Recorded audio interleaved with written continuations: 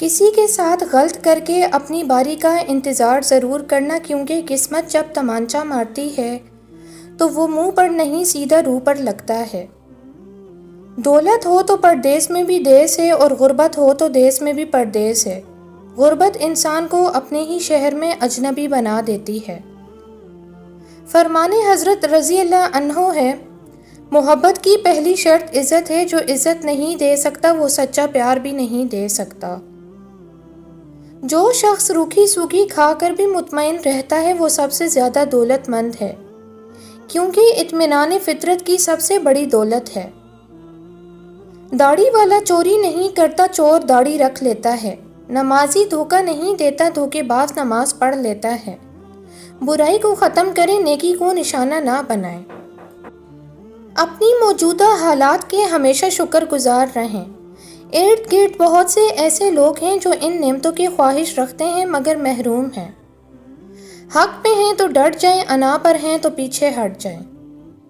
ادب کا دروازہ اتنا چھوٹا اور تنگ ہوتا ہے کہ اس میں داخل ہونے سے پہلے سر کو جھکانا پڑتا ہے۔ شکوہ، شکایت، دکھ، درد، تکلیف، حسد، بغض، نفرت، منافقت سب رہنے دیجیے۔ دنیا فانی ہے، رب راضی کیجیے، دعا دیجیے، دعا لیجیے۔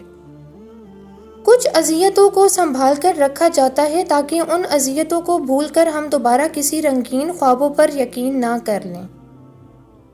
اللہ نے چیزیں استعمال اور لوگ محبت کے لیے بنائے ہیں، لیکن اشرف المخلوقات نے چیزوں سے محبت اور لوگوں کو استعمال کرنا شروع کر دیا ہے۔ سر اٹھا کر مانگنا بھی جائز ہے، مگر سجدہ کر لیجیے، تاثیر بدل جائے گی۔ جیسے ایک جاہل آدمی ایک باصلاحیت عورت کو ضائع کر دیتا ہے، ویسے ہی ایک بے وقوف عورت بھی ایک باکمال آدمی کو ضائع کر دیتی ہے۔ ایک شخص رات کو شراب خانے میں مردہ پایا گیا، دوسرا شخص مسجد میں وفات پا گیا۔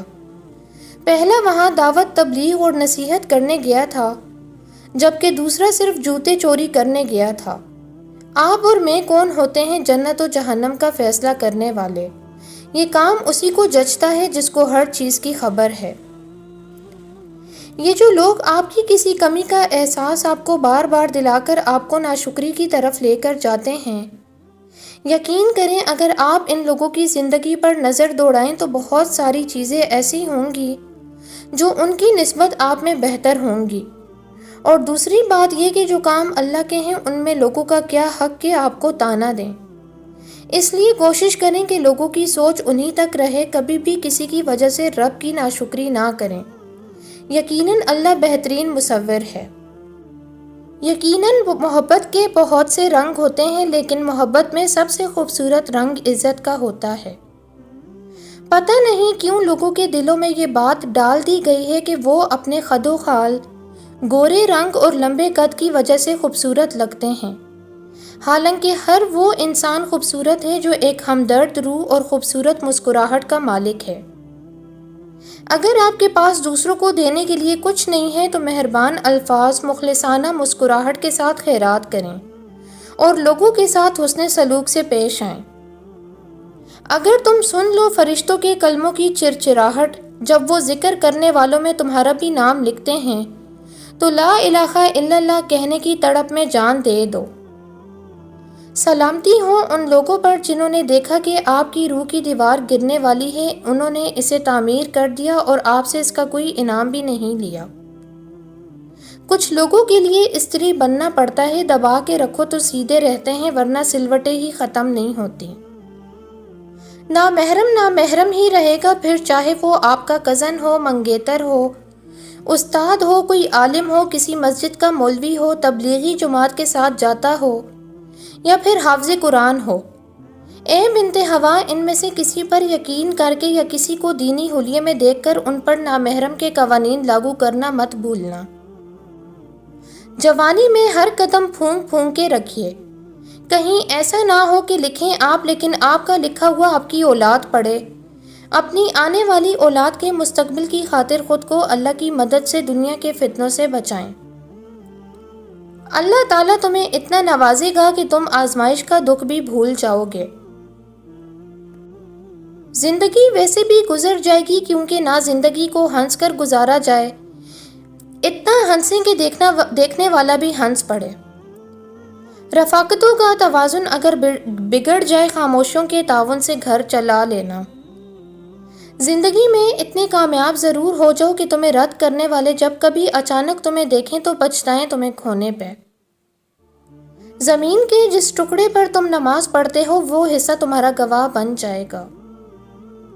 پھر تم اس کی رضا کے لیے اپنی جس خواہش کو رد کر دیتے ہو وہ اسی خواہش پر راضی ہو کر اسے تمہارا مقدر بنا دیتا ہے۔ دولت اور عہدے انسان کو عارضی طور پر بڑا کرتے ہیں، لیکن انسانیت اور اچھا اخلاق انسان کو ہمیشہ بلند درجے پر رکھتا ہے۔ آپ سے محبت کرنے والا شخص آپ کو سنے بغیر ایک دن بھی نہیں رہ سکتا۔ کوئی بھی شخص اپنی زندگی میں اتنا مصروف نہیں ہوتا کہ کچھ لمحے نہ نکال سکے۔ دنیاوی امور میں دوسروں سے اپنا موازنہ مت کریں۔ کم پہن لیں، سستا پہن لیں، سادہ کھا لیں، لیکن حلال کھائیں۔ شرم اللہ سے کرنی چاہیے، بندوں سے نہیں۔ اگر سوشل میڈیا کا استعمال کم نہیں کر سکتے تو پھر ڈھونڈ کر ایسے پیجز لائک کریں جن سے مثبت چیزیں ملتی رہیں۔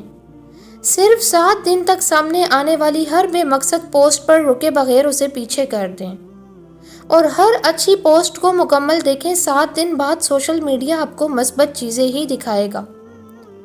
مثبت چیزوں میں وقت گزارنے سے سوچ مثبت ہوگی، پھر کلام، پھر اعمال، اور پھر ساری زندگی مثبت ہو جائے گی۔ جہاں آپ کی عزت نہ ہو وہاں مت جائیں، چاہے کھانا آپ کو سونے کی پلیٹ اور چاندی کے چمچ میں ہی کیوں نہ دیا جائے۔ بے شک زندگی تھکا دینے والی چیز ہے، اور جب تم تھک جاؤ تو اپنے رب کو یاد کرو، کیونکہ سکون تو صرف اللہ کے ذکر میں ہے۔ مکمل عقل مندی کی علامت یہ ہے کہ اس طرح کے کام اپنے ذمہ نہ لیے جائیں جن کی ناکامی سے ذلیل ہونا پڑے۔ بہت حساس سینسیٹیو بننے سے بچیے۔ ایک حساس انسان مشکلات سب سے زیادہ اپنی ذات کے لیے پیدا کرتا ہے۔ ایسی باتوں پر گھنٹوں سوچتا اور روتا ہے جو شاید کسی نارمل انسان کے لیے کوئی معنی نہیں رکھتی۔